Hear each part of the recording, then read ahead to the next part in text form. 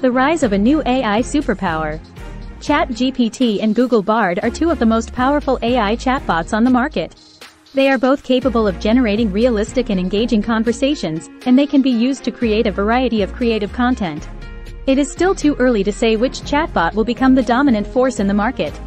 However, it is clear that both ChatGPT and Google Bard are poised to revolutionize the way we interact with computers. Google Bard. Google Bard is a large language model chatbot developed by Google AI. It was first announced in January 2023, and it is still under development.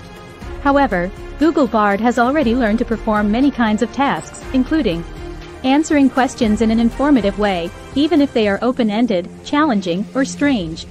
Generating different creative text formats of text content, like poems, code, scripts, musical pieces, email, letters, etc. Google Bard is trained on a massive dataset of text and code that is much larger than the dataset that ChatGPT is trained on.